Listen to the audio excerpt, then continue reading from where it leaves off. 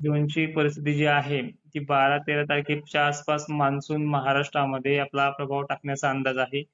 हं, 22 ते 25 जून पर्यंत महाराष्ट्रातील पेरण्या चांगल्याच मार्गी लागतील, म्हणजे जवळपास आटोक्यात येतील. काही थोडेफार 10-20% राहिल्या तर जुलै महिन्याच्या 7-8 तारखेपर्यंत पूर्ण होतील. जे सेम आहे गेल्या वर्षीचं तेच आहे.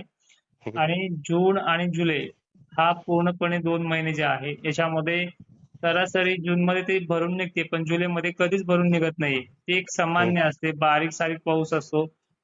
मान्सूनचे वारे जे आहे ते पश्चिम महाराष्ट्रावरती, खानदेशवरती, आता मराठवाड्यामध्ये सुद्धा आणि विदर्भात सुद्धा अनेक जिल्ह्यांना ते प्रभाव टाकतात. त्यामुळे पिकांना जोखेल किंवा पिकांचं संगोपन व्यवस्थित ठेवू शकतो किंवा अनेक ठिकाणी पिकं सुकू लागतील अशी परिस्थिती ह्या जूनच्या नंतर जुलै महिन्याच्या दोन्ही तिन्ही आठवड्यामध्ये आहे.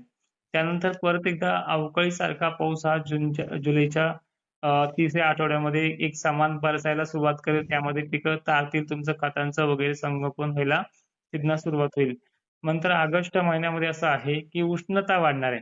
मान्सूनचे मोसमी वारे जे आहेत थोडे-थोडे स्थिरावतील. त्याचा वेग कमी होईल. ज्यामुळे जुलै महिन्यामध्ये पाऊस गेल्या वर्षी सुद्धा आणि ह्या वर्षी सुद्धा सामान्यतः पडणार आहे.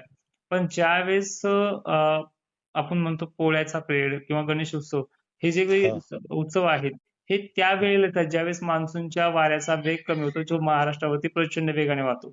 त्यानंतर ती परिस्थिती स्थानिक वातावरणाला एक चांगलं पोषक परिस्थिती निर्माण करू शकते आणि आयोडीचा एक प्रभाव त्या काळामध्ये मॉडेलनुसार तरी पाहायला मिळतो एक टेम्परेचरमुळे.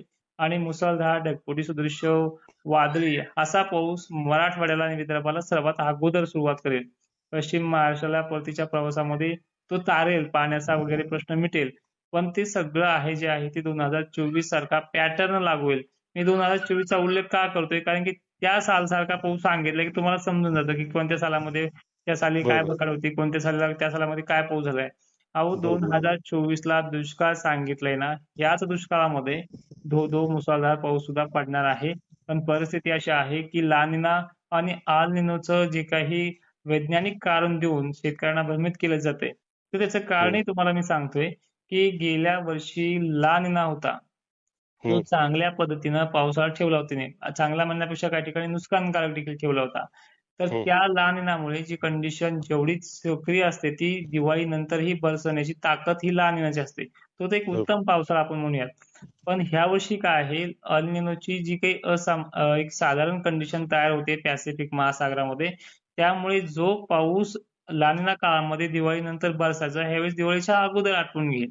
ज्यामुळे बरोबर. तुम्हाला बऱ्याच पिकांचं पाणी देणं थांबवलं होतं ज्या पावसाने गेल्या वर्षी. ह्यावर्षी तो वेळ अशी येणार आहे, की जे पाणी तुम्हाला नोव्हेंबर महिन्याच्या नंतर वापरायला मिळालं, ते तुम्हाला दिवाळीच्या अगोदरच वापरायला मिळणार आहे. त्यामुळे थोडा कमी वाटू लागेल. ठीक आहे. बरोबर. हिवाळ्यामधले पिकं तुमचे सुखरूप पार पडतील. फक्त ज्या शेतकऱ्यांना असा गेल्या वर्षीसारखा पाऊस पडल्यामुळे उन्हाळ्यातही पिकं घेता आली. त्यामुळे पुढच्या ह्या वर्षीच्या पावसाळ्यामध्ये 2024च्या ती घेणं हं, शक्य नाहीये किंवा ते काही ठिकाणी शक्य होणार नाहीये. फक्त हं, एवढंच आहे. पण दुष्काळ म्हणजे काय माहितीये का? जवळपास महाराष्ट्राचा कमीत कमी आपण 60% तरी भाग घेऊ, की तिथे पेरण्याच होणार नाही. हं, दुष्काळ असा शब्द आहे, की तो बेकार काळ आहे म्हणून. तेवढा बेकार काळ नाहीच ना. तर मान्सूनच्या बाबतीत फक्त मी व्हिडिओमध्ये जाता-जाता तुम्हाला एवढंच सांगेन, की टेन्शन घेऊ नका. तरसवणार सुद्धा खूप आहे आणि बरसणार सुद्धा खूप आहे. एक्झॅक्टली 2024 चा पॅटर्न यावर्षी 2026 ला लागू होतोय.